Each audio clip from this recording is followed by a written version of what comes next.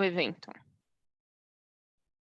A seccional da Ordem dos Advogados do Brasil, Seção São Paulo, por sua comissão do acadêmico e da acadêmica de Direito, tem a honra de recebê-los para o seminário da Comissão do Acadêmico e da Acadêmica de Direito, com o tema de hoje, Direitos das Crianças e Adolescentes, que conta com o apoio das Comissões de Ação Social e Cidadania, Cultura e Eventos, Mulher Advogada, Direito das Pessoas com Deficiência, Defesa dos Direitos da Criança e do Adolescente e dos Direitos da Pessoa Idosa da OAB São Paulo. Este evento compactua com os Objetivos de Desenvolvimento Sustentável da ONU. Agradecemos e saudamos as autoridades que compõem essa mesa virtual, os participantes e todos aqueles que contribuíram com a campanha de Natal na Comissão de Ação Social e Cidadania. Para conduzir a abertura oficial deste evento, anunciamos a doutora Débora Jimenez, coordenadora da Coordenadoria de Comunicação na Comissão do Acadêmico e da Acadêmica de Direito da UAB São Paulo. Doutora, a palavra é sua. Obrigada, bom dia a todos. É um prazer imenso estar aqui hoje, prestigiando o Etienne, a Gabriele, a Vitória, parabéns. Realmente é uma atitude muito louvável de vocês, eu tenho certeza que esse seminário será espetacular. Enfim, eu gostaria de falar um pouco agora dos projetos, né, da CAAD, uma introdução rapidinha aqui antes de passar a palavra para os nossos nobres painelistas.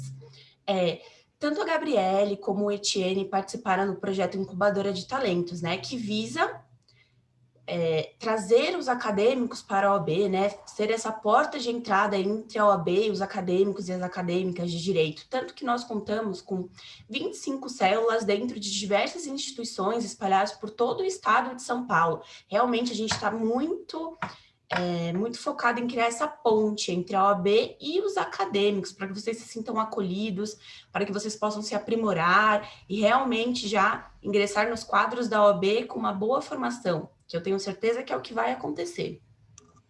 Então, parabéns para vocês por terem participado do projeto, por estarem aqui hoje, nesse fim de ano, doando seu tempo para aprimorar outros acadêmicos, né? Vocês estudaram e agora vocês vão passar o conhecimento que vocês adquiriram para outras pessoas. Isso é sempre, sempre muito, muito louvável. Parabéns. Um braço muito importante da incubadora de talentos é o Aprende Melhor Quem Ensina.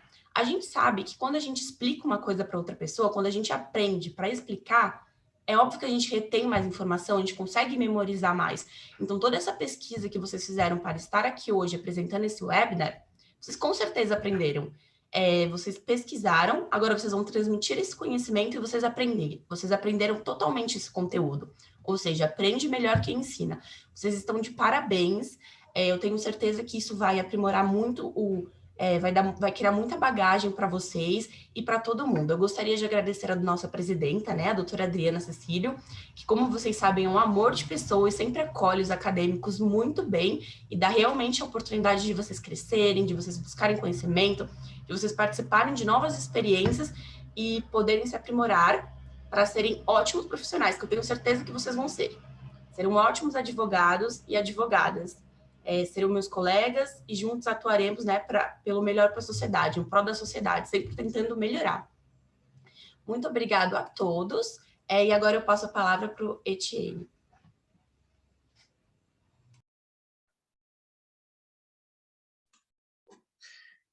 Bom dia a todos, sou o Etienne Samuel, estudo na Faculdade de Presidente Prudente, a FAPEP, estou no 6º período. É um prazer imenso estar aqui com todos vocês. Eu cumprimento inicialmente a doutora Débora Jimenez, presidente da nossa mesa, na pessoa de quem também agradeço toda a comissão por essa brilhante oportunidade de estar aqui. Agradeço a senhora Gabriele, a senhora Vitória, por estarem compartilhando desse espaço comigo, e também pelo suporte técnico, as senhoras Marina, a senhora Sainê. Vou colocar aqui para apresentar rapidinho.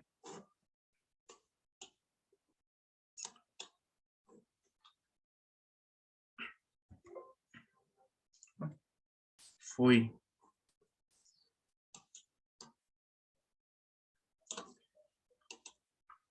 aqui. Pessoal, o tema que eu escolhi para falar aqui hoje é a respeito do direito às oportunidades no contexto econômico brasileiro. Eu escolhi esse tema pelo seguinte: nós vivemos um momento muito complicado e muitas das vezes nós pensamos que tirar direitos, né, é benefício. Isso não necessariamente é uma verdade. Nós estamos vivendo um momento em que muitos direitos são afrontados, em que muitos princípios já solidificados são afrontados, e nós não temos a ideia de quão prejudicial isso é para o nosso país. E quando nós falamos em crianças e adolescentes, muitas vezes nós pensamos neles como se fosse um quadro estático, como se eles fossem crianças e adolescentes para sempre. Nós pensamos em educação como um fim em si mesmo. Nós pensamos em todos aqueles direitos como se eles encontrassem fim em si mesmo. Isso não é uma verdade. E esse é o objetivo da minha fala. Na internet, muitos coaches, né, gostam de ficar citando algumas frases bonitinhas e tal. E tem uma frase de um autor desconhecido que eu achei na internet que é interessante. O segredo do sucesso na vida é estar pronto para a oportunidade quando ela surgir. Só que aí faço algumas indagações, né? Para quem as oportunidades costumam surgir? Todos têm espaço para crescer na nossa sociedade, né? Nós vivemos um país das oportunidades, as oportunidades elas surgem assim para todos, e nós vamos debater isso mais tarde. Trouxe alguns dados do IBGE e nós pretendemos fazer aí breves reflexões, né? Não se trata de nenhuma apresentação que venha tratar esse tema de modo exaustivo, muito pelo contrário, é apenas uma provocação à reflexão de todos, tudo bem? Vamos falar dos direitos que a Constituição garante, não é? A educação, direito de todos, dever do Estado e da família, será promovido e incentivado com a colaboração da sociedade, visando o quê? Pleno desenvolvimento da pessoa, preparo para o exercício da cidadania e qualificação para o trabalho, né? Como eu já disse antes, o direito à educação, ele se encaminha a um fim, qual seja o preparo da pessoa, preparar a pessoa para que ela possa gozar das oportunidades da vida, né? E o dever do Estado com a educação será efetivado mediante a garantia de educação básica, obrigatória e gratuita. Aí ele fala aqui das crianças e adolescentes, né? Dos 4 aos 17 anos, compreende a educação básica, né? Ensino fundamental e ensino médio, e assegurada, inclusive, a oferta gratuita para os que não tiveram acesso na idade adequada, né, à modalidade de ensino de jovens e adultos. Quando a gente fala de ECA, é interessante que quando eles asseguram os direitos fundamentais, aqui no artigo 3º, eles trazem o seguinte: criança e adolescente gozam de todos os direitos fundamentais inerentes à pessoa humana, sem prejuízo da proteção integral de que trata essa lei, assegurando-se-lhes, por lei ou por outros meios, todas as oportunidades e facilidades. Para que isso? A fim de lhes facultar o desenvolvimento. Aí fala desenvolvimento físico, mental, moral, espiritual e social, em condições de liberdade e de dignidade. É interessante. Olha aqui, nós temos que proporcionar oportunidades e facilidades para que essas pessoas possam se desenvolver. Será que a nossa sociedade faz isso? Vamos ver depois, né? E aqui embaixo, é dever da família, da comunidade, da sociedade em geral e do poder público assegurar com absoluta prioridade a efetivação dos direitos referentes à vida, saúde, alimentação, aqui em negrito, a educação. Aí depois, ao esporte, ao lazer, a profissionalização, a cultura, a dignidade, o respeito, a liberdade, a convivência familiar e comunitária. Então, nós vemos que o nosso legislador, tanto o legislador constitucional como o infraconstitucional, estabeleceram os direitos a esse público, né, de crianças e adolescentes, com o interesse de que eles pudessem se desenvolver, pensando no futuro da sociedade brasileira, né? Um dos nossos objetivos é a construção de uma sociedade livre, justa, igualitária, e para isso o legislador ele pensou nas crianças e adolescentes, com o olhar de que, opa, nós temos que garantir a essas pessoas oportunidades para que possam crescer na vida. Os direitos assegurados às crianças e adolescentes não encontram seu fim em si próprios, né? Eles são estabelecidos para que esse público possa ter oportunidades de desenvolvimento na fase adulta. Agora nós vamos tratar do Brasil real, é o que nós vivemos hoje, e o Brasil ideal. Nós vamos analisar o contexto econômico do Brasil, né? E os desafios para a concretização desses direitos. Muitas das vezes nós falamos em direito à educação e etc., mas nós notamos que é muito complicado hoje você convencer um adolescente a gostar da escola, porque dentre vários outros motivos ele não sabe para que aquilo ali vai servir na sua vida, né? E sobretudo num Brasil tão desigual como o nosso, num Brasil que não oferece oportunidades. Você fala pro aluno, olha, meu caro, você precisa estudar, você precisa se qualificar para o mercado de trabalho. Só que nós vamos verificar alguns dados a seguir que muitas vezes refutam isso que nós falamos. Porque o mercado está pronto para absorver essa força de trabalho que sairá dos bancos escolares? Vamos ver. Aqui,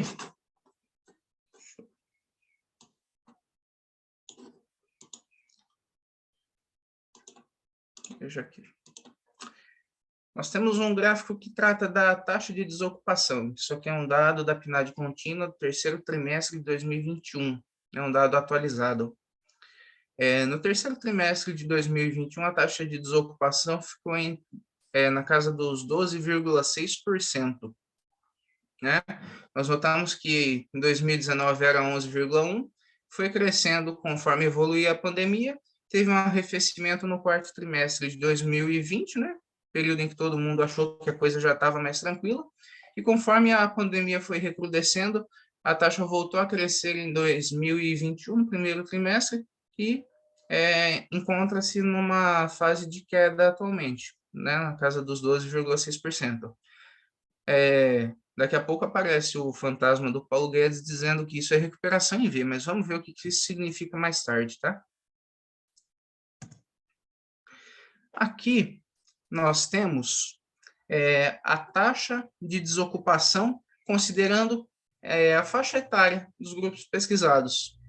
Gostaria que os senhores notassem o seguinte: a média é essa linha azul pontilhada, só que o grupo que é mais precarizado nessa questão do trabalho, o grupo que mais está fora da força de trabalho, é aquele grupo representado pela linha laranja, ou seja, o grupo das pessoas que estão entre 14 a 29 anos de idade, são justamente os mais jovens, né? Logo depois, vem os de 30 a 49, 50 a 59, por fim os de 60 anos ou mais, ou seja, quanto mais jovem, maior é a taxa de desocupação. Quanto mais jovem, mais difícil é a colocação de uma pessoa no mercado de trabalho. E aí o cidadão sai da escola, completa os seus 18 anos, chega no mercado de trabalho, não tem vaga em lugar nenhum, né? E aí muitas vezes as pessoas perguntam, nossa, para que adiantou estudar? E esse é um dos problemas que nós temos hoje. A educação ela não é atrativa para o jovem. E às vezes o Estado ele pensa, poxa, vamos criar um novo ensino médio, vamos dar ao adolescente o protagonismo sobre a sua vida. Isso é interessante, mas isso sozinho não traz a criança para a escola, isso sozinho não prende o adolescente na escola. Por quê? A pessoa ela tem que ter protagonismo? Muito bem, legal. Tragamos um protagonismo maior para a nossa educação. Só que nós temos que gerar oportunidades, porque com um dado desse tipo aqui, nós temos sim que ter uma profunda preocupação, porque isso demonstra que o jovem ele não está conseguindo ascender no mercado de trabalho, ele não está conseguindo entrar no mercado de trabalho, e isso pode gerar, inclusive, um desestímulo para a educação. Isso é um problema seríssimo. Nós temos que começar a criar oportunidades no Brasil, né? E nós vamos ver logo em seguida alguns dados interessantes sobre isso. Outro problema muito grave no Brasil, esse dado, ele é de 2020, né? Foi feita uma síntese de indicadores sociais pelo IBGE, a edição 2021, mas com dados de 2020. Né? Deixa eu ver. Esse gráfico também são dados de 2020, tá? Por isso tem esse aumento acentuado na taxa de desocupação. Quando a gente fala em informalidade, vamos verificar aqui, ó, Na verdade, essa tabela está cortada, ela representa um recorte de cada estado, cada região do Brasil, mas dê preferência ao Brasil como um todo, tá? Essa primeira linha aqui.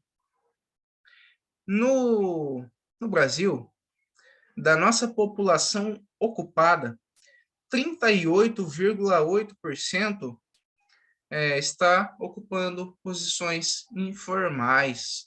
Isso é um dado gravíssimo. Essas pessoas na informalidade, muitas das vezes, não recolhem imposto. Essas pessoas na informalidade não pagam previdência. E aí cabe lembrarmos, né, do que nós vimos na discussão da reforma da Previdência.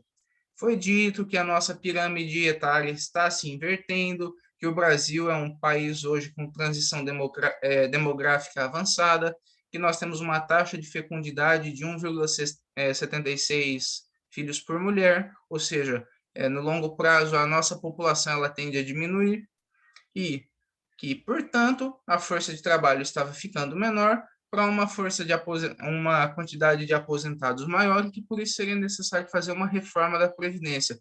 Nós vemos que a situação é muito mais grave.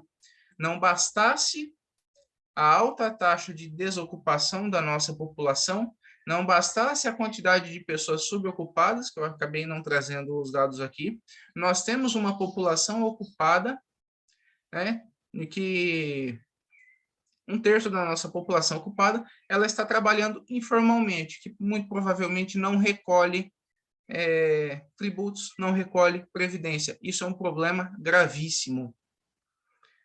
E que demonstra, mais uma vez, a dificuldade que temos para o ingresso no mercado de trabalho, a dificuldade que o nosso país tem em oferecer oportunidades, né? E aqui eles fazem um recorte por sexo, nós vemos que a diferença entre homens e mulheres é pequena, né? Geralmente os homens tendem mais à informalidade, mas nós temos um dado muito preocupante. Quando o IBGE fez o recorte por cor ou raça, nós vemos que no grupo dos brancos, a proporção é de 31% que está na informalidade. Quando nós vamos para os negros ou pardos, a questão fica um pouquinho mais complicada. Nós temos 44,7%, é quase metade dessa população que vive na informalidade. Isso é terrível no Brasil.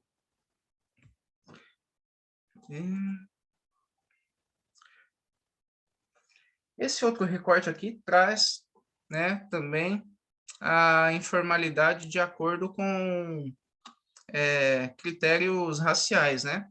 Nós estamos vendo que houve uma queda na informalidade em 2021, mas isso aí é porque geralmente quem ingressa na informalidade trabalha no setor terciário, que foi um dos mais prejudicados com a pandemia. Então, obviamente, essa pessoa saiu da informalidade, esse pessoal saiu da informalidade por quê? Teve emprego? Não, é porque acabou caindo na desocupação mesmo. Quando a gente fala em informalidade, ainda é um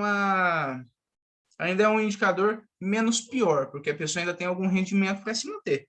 Mas essa queda é de pessoas que caíram da informalidade e ficaram numa situação pior ainda, numa situação de desocupação ou mesmo desalento, né?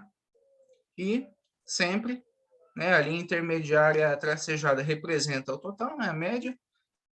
A linha laranja, o pessoal que menos teve problemas na informalidade. E os brancos, a linha verde, os pretos e pardos, né, que têm sofrido muito mais com esse problema. Tá, travou aqui.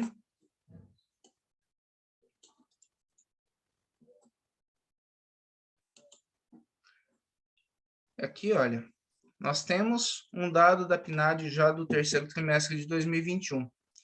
Houve uma recuperação? Houve. Nos empregados com carteira de trabalho assinada, houve um aumento de 8,6% com relação ao mesmo período do ano anterior. Já, né, com relação ao trimestre anterior, houve uma breve recuperação de 4,4%. Beleza. É um dado bom? Sim, significa que o país está começando a se recuperar. Mas vamos ver a quantidade de pessoas que começaram a trabalhar sem carteira de trabalho assinada. Pessoas lançadas na informalidade. 23,1% em relação ao mesmo período do ano anterior e um crescimento de 10,2% com relação ao trimestre anterior. Isso significa que é muito mais fácil a pessoa ingressar no setor terciário na informalidade do que ingressar no setor privado com registro em carteira. É um problema sério no nosso país. Esse gráfico ele é muito interessante. Ele mostra o rendimento médio habitual de todos os trabalhos, é o rendimento médio da nossa população. Vocês se lembram que em 2020, o gráfico da desocupação demonstra que houve um crescimento do número de desocupados e que em 2021 essa taxa de desemprego deu uma arrefecida, né? Ou seja, mais pessoas começaram a trabalhar. Mas quando nós falamos em rendimento, nós analisamos que a curva de rendimentos entre 2019 e 2020 sofreu uma elevação, apesar do número menor de pessoas trabalhando. Por quê? Porque quem mais perdeu emprego, quem mais ficou sem rendimento nenhum, foram as pessoas cujos salários são menores. Então, essas pessoas saem da equação.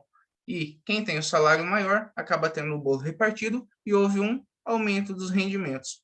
Em 2021, conforme o trabalho foi sendo retomado, os rendimentos dessas famílias voltou a cair. Por quê? As pessoas mais pobres começaram a retornar ao mercado de trabalho e começaram a pender esse valor para baixo, né? Voltou a cair. E, junto com esse gráfico de rendimentos, não bastasse a queda, né? Agora em 2021, nós temos um outro problema, inflação elevadíssima. Nós vemos aqui, olha, primeiro trimestre de 2020, a inflação de 1,4%. Segundo trimestre, quando a pandemia começou a gerar problemas no Brasil, deflação de 0,4%, né? E isso voltou a ser resolvido a partir do terceiro trimestre. Por quê? Com o auxílio emergencial, as pessoas voltaram a ter uma renda ainda que mínima. Essas pessoas voltaram a comprar pelo menos os produtos de primeira necessidade, né? Nós vemos que no segundo trimestre, com aquela pausa na economia, com as pessoas perdendo renda, acabou reduzindo, por óbvio, o poder de compra das pessoas. Acabou reduzindo a demanda no nosso mercado e forçou uma deflação. Só que, tão logo as pessoas começaram a receber auxílio emergencial, né, porque foi tudo bagunçado naquele comecinho, mas conforme as pessoas foram recebendo auxílio emergencial, a inflação começou a aumentar. Por quê? Isso é o sinal da demanda. As pessoas elas não estavam conseguindo comprar. E se a gente pega a partir do quarto trimestre de 2020, a inflação ela nunca ficou abaixo de 2%. E aí nós analisando as médias de 2018, 2019, né, que é finalzinho de 2018, a inflação ela sempre ficou no máximo ali na casa de 1,4%.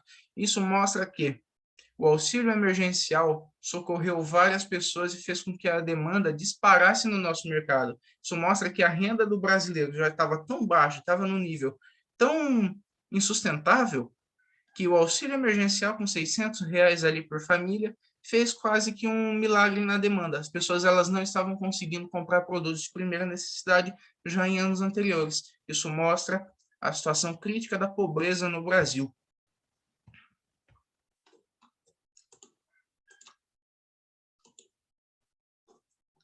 Esse gráfico ele é interessante. Ele representa o crescimento do PIB por cabeça e também o consumo das famílias. É interessante nós notarmos isso, que é sempre o consumo das famílias quem puxa o PIB. Por que isso acontece? Conforme as pessoas vão consumindo mais, né, o setor terciário vai lucrando mais e, por sua vez, vai gerando uma demanda nos setores produtivos, que são o setor primário, setor secundário. E conforme essa demanda vai sendo gerada, o mercado, para atender essa demanda, é obrigado a produzir mais. Então, isso gera crescimento no PIB, isso gera emprego. Nós vemos em 2010, por exemplo, o PIB per capita subiu 6,5%, enquanto tivemos um aumento no consumo de 5,2%. A única exceção a essa regra foi 2014, em que tivemos um crescimento no consumo e mesmo assim houve uma redução no PIB per capita. mas os senhores notem que sempre o consumo das famílias acompanha a variação no PIB per capita. E isso é muito importante, né? Em 2020, nós tivemos uma redução no consumo das famílias, né? Caiu 6,1%, PIB per capita despencou 4,6%. Isso mostra que o consumo das famílias é um dos motores da economia. Se nós quisermos reativar a economia, se nós quisermos gerar empregos, gerar oportunidades, nós temos que atacar problemas crônicos no Brasil. Pobreza, nós temos que atacar desigualdade social e possibilitar que haja um maior consumo das famílias. E aqui, já estou quase chegando no finalzinho, a distribuição de renda faz com que aumente o consumo das famílias e que assim haja crescimento econômico.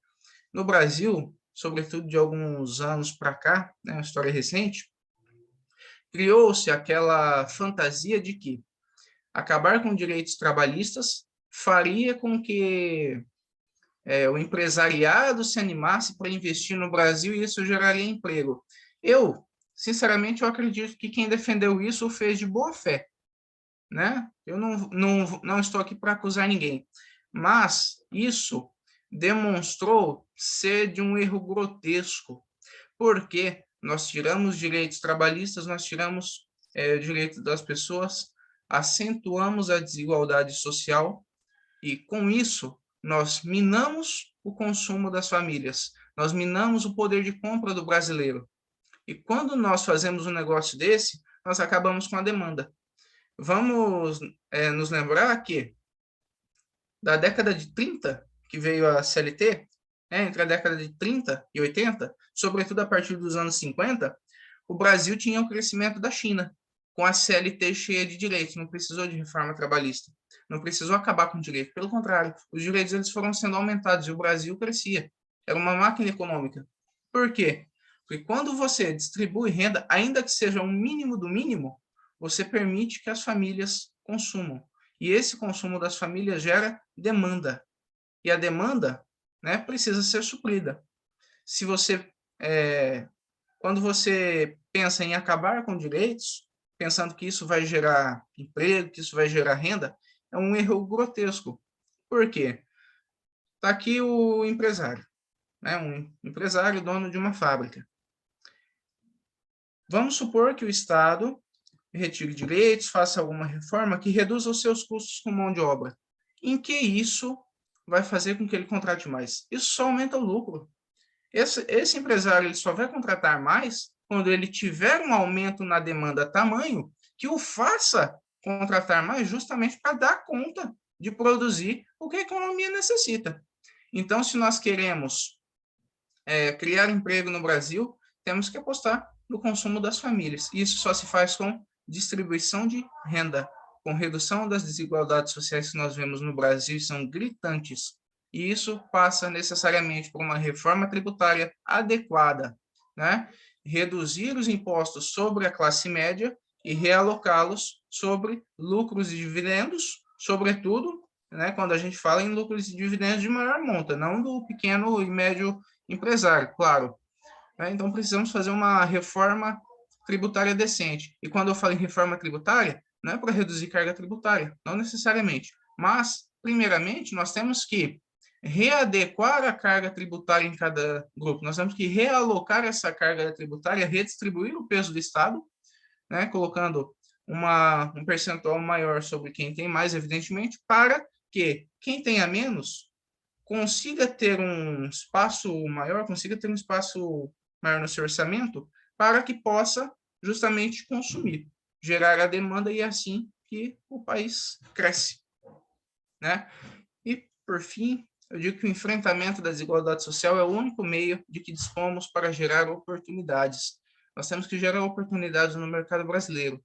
Nós temos que fazer com que mais pessoas possam ser inseridas no mercado de trabalho. Nós temos que fazer com que o jovem ele tenha esperança.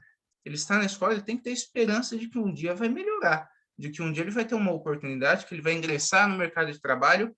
E hoje no Brasil isso é cada dia minado e os dados são aterradores, né? Eu acredito que o nosso papel da academia, é justamente propor essas reflexões, propor essas discussões, né? Para que, quem sabe, possamos alcançar alguma transformação.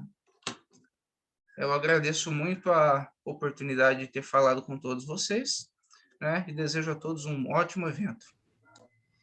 Muito obrigada, Etienne. Meu Deus, que fala rica. Basicamente, você falou tudo. Realmente, o panorama no momento não é muito satisfatório, né? Não é o ideal, mas é o nosso dever, né? Nós temos que lutar para que um dia melhore e vai melhorar. Se Deus quiser, vai melhorar. Parabéns. Agora eu passo a palavra para Gabriele. Olá, bom dia a todos. Primeiramente, eu gostaria de agradecer pela oportunidade, agradecer a Débora, que está nos orientando, meus colegas, o Etienne, a Vitória, ao suporte, a Marina, a Sayene, e a nossa presidente, que não está presente, mas nos ajudou muito com tudo, que é a doutora Adriana Cecílio, aos colegas que estão acompanhando. Bem, eu vou compartilhar aqui uma tela.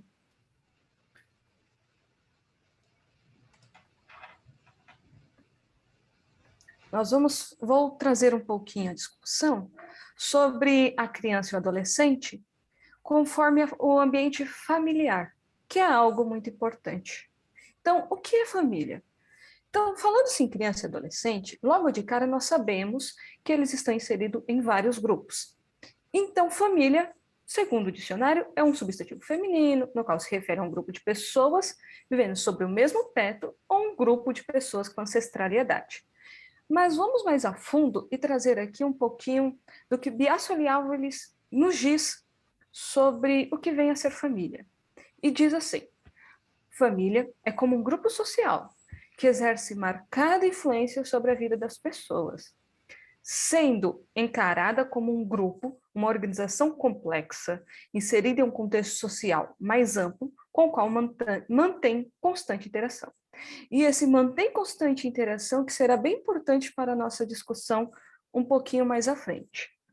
Mas para a gente, o que vem ser essa criança e o adolescente? Então trazemos ali o ECA, o Estatuto da Criança e do Adolescente, onde ele nos diz que criança é a pessoa até 12 anos de idade completos e o adolescente é aquele entre 12 e 18 anos incompleto, lá em seu artigo 2º. Porém, o seu próprio parágrafo único nos diz que nos casos expressos em lei, aplica-se excepcionalmente este estatuto às pessoas entre 18 e 21 anos de idade. Pronto, estabelecemos o que são os nossos objetos do debate. Então, agora vamos discorrer um pouquinho mais sobre eles. A personalidade civil. Onde nasce a personalidade civil desses indivíduos? Segundo o nosso artigo 2º do Código Civil de 2002, a personalidade civil da pessoa começa no nascimento com vida, em seu respirar. Mas a lei põe a salvo, desde a concepção, os direitos do nascituro. Então podemos perceber, a grávida já guarda em si um ser que já tem seus direitos resguardados pelo nosso Código Civil. Então vemos o quão importante já é esse ser, essa criança, esse bebê. Este deve ser protegido, resguardado por todos nós, pois é nosso direito respeitá-lo, cuidá-lo e guardá-lo, até que este torne-se uma pessoa capaz de direitos e deveres. E a família tem um papel primordial na vida desse indivíduo, já que é a partir dela que ele adquire os primeiros conceitos que formarão os pilares de seu caráter e servirão de orientação para os caminhos a serem trilhados em toda a sua trajetória de vida. Vamos buscar um pouquinho mais antigo, vamos trazer esse histórico familiar lá em contexto, lá no direito romano, onde era bem diferente. Lá, a família tinha um contorno patriarcal, cuja tradição reforçava o pensamento da Igreja Católica, de um conceito de família, influenciado até mesmo no nosso Código Civil de 1916, onde a família tinha que manter durante muito tempo um vínculo indissolúvel, através de casamentos, onde a figura paterna exercia legitimamente o poder sobre os demais entes familiares, regindo o núcleo familiar como chefe absoluto. Naquele ente familiar, a criança e o adolescente não tinham respeito, era uma forte influência do poder familiar, podendo ver que, naquele tempo, a família vinha a ser algo muito mais rígido, impondo o que poderia ser ou não ser feito. Não havia uma conversa. Não havia apoio a essas crianças e aos adolescentes. Trazia uma força moral muito forte do que deveria ser feito ou não, onde não era exposto a sua opinião, apenas o que o chefe da família dizia, e ali era a ordem. Mas hoje a própria Constituição já modificou isso, na nossa Constituição de 88, pois determina que sejam assegurados às crianças e ao adolescente os direitos fundamentais a eles inerentes, em condições de liberdade, dignidade, cuja responsabilidade solidária por essa efetivação cabe à família, cabe à sociedade em geral, à comunidade e ao poder público, na figura de Estado, devido à sua vulnerabilidade, em face da condição peculiar de pessoas em desenvolvimento, sujeita ao direito à proteção integral. Já demonstra um outro olhar quando se trata de família. Crianças e adolescentes tira o patriarcal, tira o peso, torna-se algo mais amigável, mais educativo, mais justo, algo mais familiar. Então, nós temos o quê? A família como base de tudo. E com essa modificação constitucional e com o entendimento maior sobre a importância da família, competindo a ela justamente com o Estado, a sociedade em geral e a comunidade assegurar à criança e ao adolescente o exercício de seus direitos fundamentais. E dentre eles está até no artigo 226 e 227 da nossa Constituição. É o direito da convivência familiar, e mencionado no 19 do ECA. De toda criança ou adolescente tem o direito a ser criado e educado no seio de sua família, sendo o dever do poder público, da sociedade e da família assegurar com absoluta prioridade o direito da criança e do adolescente. Assim, é demonstrado o dever da criança ter um lar, ter um aconchego, uma história, criar laços, ter uma base sólida para se viver, ter um ambiente saudável, onde será amado e respeitado pelas pessoas ao seu redor.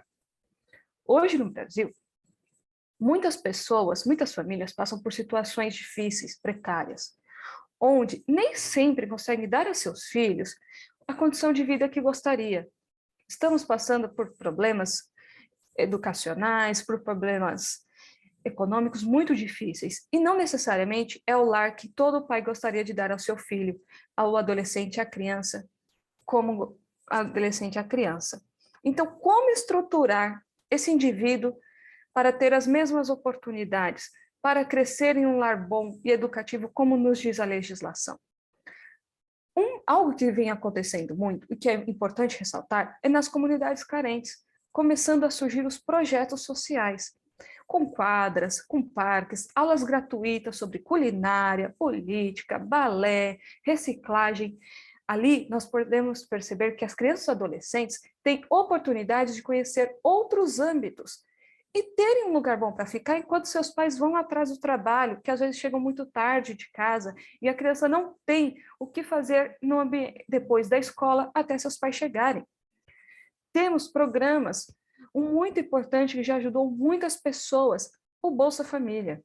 Ele nos ajudou muitas famílias a conseguir trazer um ambiente melhor para seus filhos. E também ajudando a criança, pois para receber, a criança devia estar regularmente frequentando o ambiente escolar, ou seja, tinha de estar em contato com uma educação frequente. Introdução de alimentação em escolas, pois para muitas crianças e adolescentes, será sua única refeição saudável do dia. Às vezes, chegando em casa, ela não terá uma refeição saudável. E esse é o conceito que a nossa Constituição traz, da criança e do adolescente ser assegurado pelo esse seio familiar e também amparado pelo Estado. A família como todo são todos aqueles indivíduos que contribuem positivamente para a educação e a formação do indivíduo, algo que conversamos lá atrás, que traz a constante interação, mencionada por Biasoli Alves. E esse indivíduo pode ser aquela família que nós criamos, como um professor, um pastor, um tio, contribuindo para que sua jornada seja a mais adequada possível, completa, e que traga esperança para as próximas gerações. Sabemos que cada vez mais um seio familiar saudável é incomum. Porém, nós como sociedade devemos auxiliar para que seja algo incomum alguém que não tenha esse seio familiar disposto. Família é a base de tudo, e por isso que a nossa legislação o guarda tão bem e o protege. E assim devemos seguir para que as atuais crianças e adolescentes se tornem bons exemplos de membro familiar. E agora, só para encerrar, um pouquinho antes de encerrar e passar a palavra à minha colega, um conceito que eu acho que todos aqui temos do que é família. Ohana, quer dizer família, quer dizer nunca abandonar ou esquecer. E é isso que a gente tem que fazer com os nossos jovens. Nunca abandonar ou esquecer esses jovens, pois eles são o nosso futuro, como éramos o futuro da geração passada. Temos que ajudar, mesmo não sendo parte de família, vamos puxar esse jovem para uma educação melhor, vamos contribuir com ele, vamos ajudar a ele ver que se ele não tem um seio familiar saudável, ele pode ter condições, ele pode sim ainda se sobrepor. Ele é capaz, e nós temos como sociedade auxiliar também a família nisto. Pois eles são o futuro de cada um aqui de nós, então devemos cuidar para que nosso futuro seja ainda melhor. Assim encerro, agradeço a oportunidade e passo a palavra. Muito obrigada. Muito obrigada, Gabriele. Realmente, a família é a base de tudo, né? Você está de parabéns. Realmente, se esse jovem ele não tem uma família estruturada, se infelizmente ele está no seio de uma família não muito estruturada, com as melhores condições, a sociedade tem que acolher esse jovem, né? É o nosso dever, até porque ele é o nosso futuro. Se ele está desandado, o nosso futuro certamente será desandado. A gente precisa realmente propiciar ao jovem essas oportunidades, né? Acolher realmente os que precisam. Muito bom, a sua fala foi excelente, obrigada. Passo a palavra para a Vitória agora. Bom dia a todos. Primeiramente, eu gostaria de agradecer a Débora, aos meus colegas que também palestraram hoje, a Adri, nossa, eu não tenho nem palavras para a Adriana, e a todos que estão aqui presentes, as meninas do suporte também, enfim, a todos. Eu vou falar um pouco sobre as medidas socioeducativas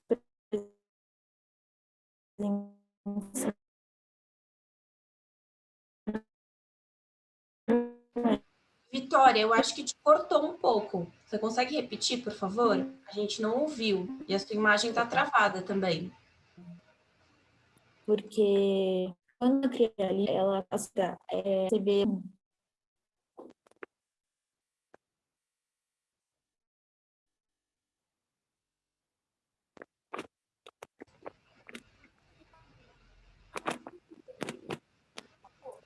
Melhorou? Tá me ouvindo? Melhorou, agora sim. Pode continuar, por favor.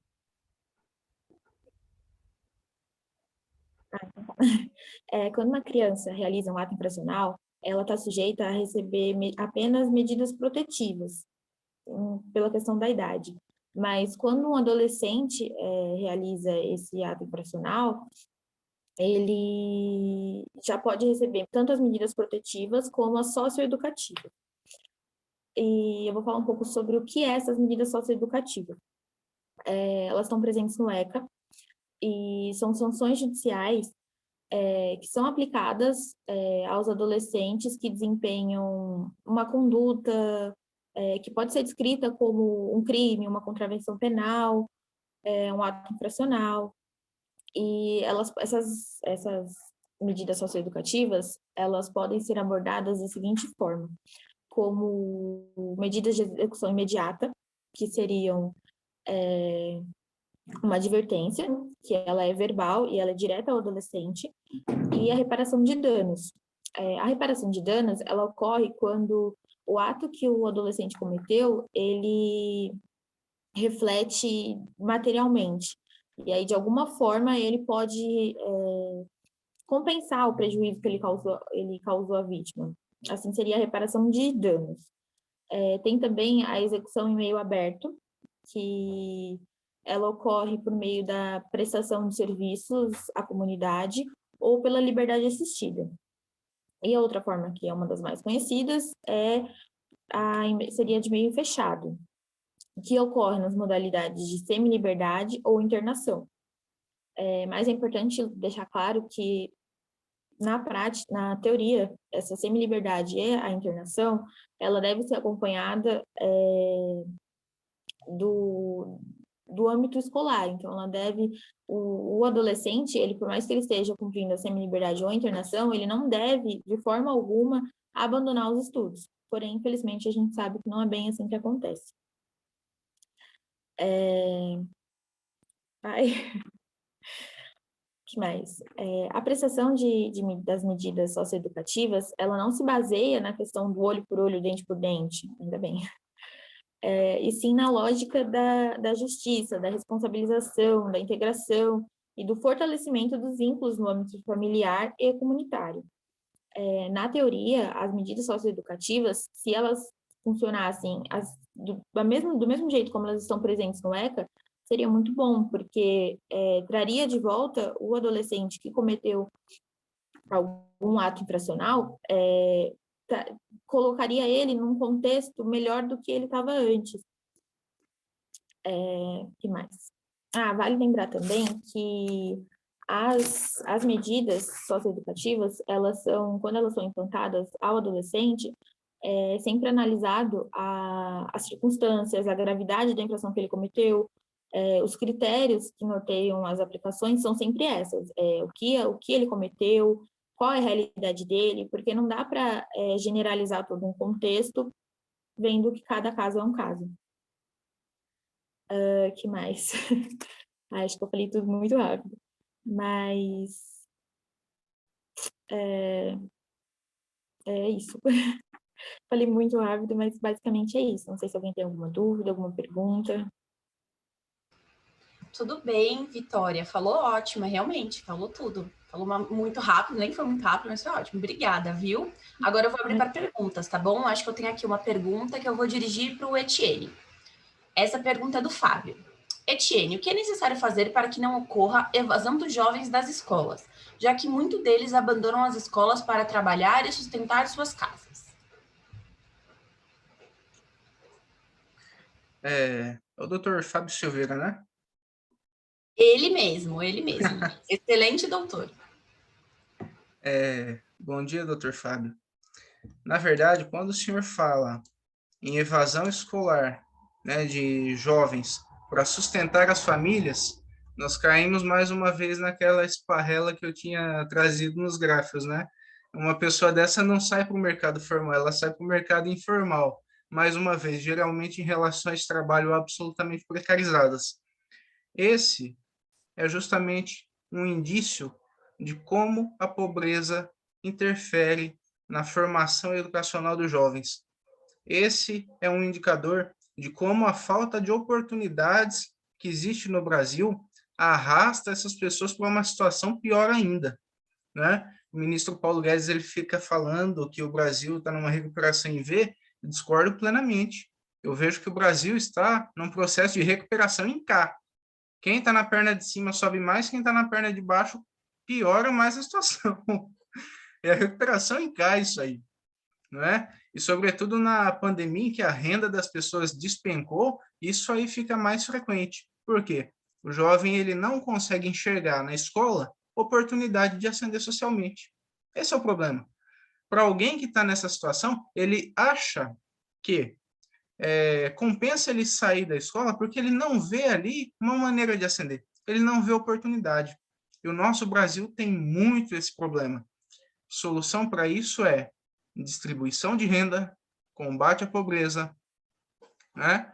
E tudo passa por políticas públicas bem planejadas. Políticas públicas feitas com cuidado e não com apetite voraz eleitoreiro, né? E não políticas públicas temporárias, mas não. Uma política pública permanente, políticas de Estado e não de governo, né? E, por exemplo, aqui no estado de São Paulo, por exemplo, a Secretaria da Educação desenvolveu um benefício chamado Bolsa do Povo, Educação voltada aos estudantes.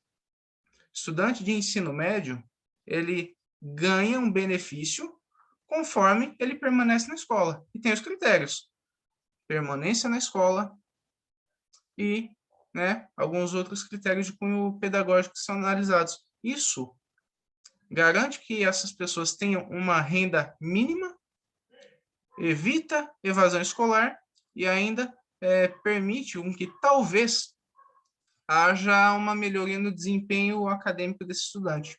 O Brasil precisa de mais iniciativas de combate à pobreza, o Brasil precisa investir mais em educação, precisa gastar com os nossos jovens. E para isso nós precisamos de pessoas que tenham coragem e entendimento para fazer um negócio desses. Muito obrigado pela pergunta.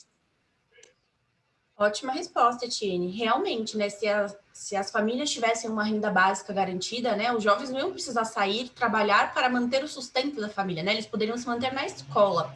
Fora que, como você disse, né, na sua apresentação, uma renda básica garantiria mercado consumidor, né, porque essas famílias iam consumir e esse dinheiro que, em tese, eles receberiam ia voltar para o mercado, ajudaria a economia, ajudaria a sociedade.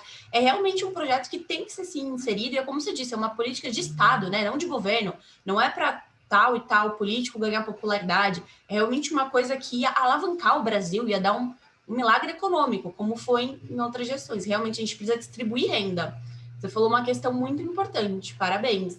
Agora eu vou dirigir uma pergunta para Gabriele e depois uma para Vitória, tudo bem? Gabriele, em relação às famílias, você acha que a renda básica ajudaria também as famílias a se estruturarem, para a gente ter menos jovens com famílias desestruturadas, em abrigos, às vezes no processo de perda, né, do poder parental, de destituição, e ajudar? Claro que iria ajudar, porque como até o Etienne vem falando, a renda básica, se aquela família consegue manter o jovem bem, para ele ir para uma escola, para ele às vezes fazer um curso até gratuito, esse jovem estará amparado por todos para ter uma oportunidade melhor de vida. Então, se a família está amparada socioeconomicamente, aquele jovem também está preparado. Ele chega em casa e ele tem um lar, um ambiente saudável para estar convivendo. Ele vê que seu pai e sua mãe estão bem, ou se não tem mais a presença de um deles, mas se um está bem, se está conseguindo manter a família, ele tem a confiança de que ele também pode formar uma família, de que ele também pode ser alguém. Muitos dos jovens hoje, e um problema irregular, é que ele não vê na sua família que ele pode ser alguém. Ele não tem essa confiança de nenhum dos lados que ele pode ser alguém na vida. E isso ele recai para vários problemas, como drogas e até outras coisas, porque ele não se vê seguro para ser alguém na vida, ele não se vê oportunidades à sua frente. Então, se nós temos uma base sólida, uma família com renda básica, uma família estruturada, nós vamos ter, pode ter certeza, aquele jovem estará muito mais encaminhado a ter uma vida melhor, a formar uma família melhor, e não sair até mesmo da escola, como o Etienne estava falando, que acontece com muitos jovens. Ele estará inserido numa situação mais saudável para ele e também para a sua família. Porque, claro, ele tendo uma condição melhor, com universidade, com uma graduação, ou com o ensino médio completo, ele terá oportunidade de trabalho melhor do que um ensino médio incompleto. Com uma graduação, terá muito mais, receberá muito mais do que alguém que não tem. Mas para isso ele precisa que tenha orientações, que tenha um caminho, alguém de mão dada com ele para que ele realize essas etapas da vida. É isso mesmo, Gabriele, concordo com você. Até uma questão de autoestima, né? Quando você tá com a sua família tá reunida, as pessoas te botam para cima, te falam, vai estudar, você consegue, você aprende. Aí o jovem em geral tem aquela coisa com matemática. Ah, matemática é difícil. Sua mãe fala, não, você aprende, vai lá.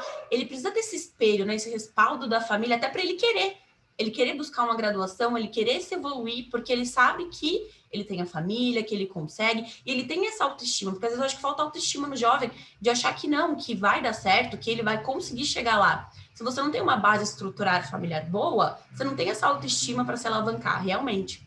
Você disse tudo, foi excelente. Agora eu vou ler uma pergunta para a Vitória. Vamos lá.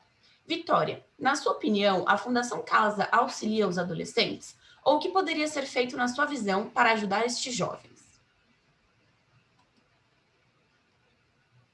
Então, a Fundação Casa, ela, na teoria, seria, se ela funcionasse com o GECA para os adolescentes, funcionaria muito bem e seria auxiliaria muito os adolescentes. Mas na prática não é bem assim, na Fundação Casa é muito grande. Por quê? Porque ela é precária, os adolescentes vivem em situações precárias, passam por coisas que ninguém mereceria passar, independente do que ele tenha feito. São vivenciados, são momentos vivenciados que são desumanos para qualquer pessoa, principalmente para um adolescente. Então, eles são tratados de uma forma que abala muito o psicológico deles, e que não ressocializa ninguém. É impossível alguém ser ressocializado em um lugar onde ela não vive de uma boa maneira, em um lugar onde ela não estuda, porque as aulas deveriam ser realizadas, mas não são, não como deveriam. Então, ele não tem o acesso ao estudo como ele deveria ter, não tem acesso à higiene como ele deveria ter, porque os banhos são bem precários, assim como tudo lá dentro. Eu acho que para auxiliar mesmo o adolescente, teria que funcionar de uma maneira bem diferente. Ele teria que ter um apoio real para enxergar o que ele fez, o porquê ele está ali, onde ele errou, e entender primeiro por que ele está ali e depois construir um novo caminho. Ver que aquilo que ele fez não é o que ele tem, não é o caminho que ele tem que seguir. Ele tem a oportunidade de um novo caminho, ele tem a oportunidade de estudar, deveria ter um trabalho, alguma coisa que eles fizessem lá dentro que ocupasse o tempo, ocupasse a mente, porque eles ficam lá dentro, uma mente vazia não produz coisas muito boas. Então, se eles tivessem uma limpeza para fazer, um trabalho, mais ou menos no sistema das APACs, não sei se vocês conhecem, mas existe um sistema em Minas Gerais que chama APACs, onde os internos, eles fazem todo o trabalho, eles limpam, eles cozinham. Então, eu acho que deveria ser mais ou menos assim, claro, tudo fiscalizado, por serem crianças e adolescentes, mas deveriam dar uma ocupação a eles, deveriam dar um trabalho, um caminho, uma luz a seguir, e não simplesmente colocar eles lá dentro, dar um tempo para que eles fiquem ali e depois saiam e cometam as mesmas coisas ou coisas piores e depois voltem. E assim vira um ciclo vicioso. Então, eu acho que para melhorar, deveria ter um estudo, deveria ter uma ocupação, coisas a se fazer para ter um novo caminho. É isso aí, concordo também, Vitória. Realmente, falou muito bem. Esse jovem, ele precisa ser ressocializado mesmo. A gente tem que devolver para a sociedade um jovem construtivo, uma pessoa que construiu sua autoestima, que se regenerou, que sabe que pode estudar, que aquilo foi uma fase ruim, que isso não precisa ser a vida inteira dele, né? Ele pode realmente contribuir para a sociedade, fazer mais, formar uma família, enfim, buscar os seus sonhos, fazer realmente o que quiser fazer da sua vida, porque o jovem é o futuro do Brasil e ele tem capacidade para isso. A gente precisa colocar isso na capacidade do jovem, na cabeça do jovem. Você tem capacidade para mudar a sociedade, você tem capacidade para tomar boas decisões, fazer boas coisas. Realmente, a gente precisa incutir isso nos jovens. Eu acho que vocês são ótimos exemplos. Vocês estão na graduação, vocês estão jovens, vocês estão aqui contribuindo, né? Dividindo o conhecimento de vocês. Parabéns. Foi excelente a nossa conversa, o nosso seminário. Eu adorei. A gente pode encerrar agora, mas parabéns. Eu gostaria de agradecer à nossa presidenta, a doutora Adriana. Eu gostaria de agradecer vocês por estarem aqui. Eu gostaria de agradecer as meninas do Cultura Evento, Marina, Sayane. Muito obrigada.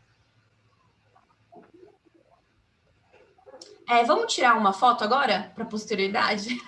Todo mundo sorri para a foto sair legal, gente. Muito obrigada pela presença de todos. Peraí, deu errado. Vamos de novo. Agora, 1, 2, 3.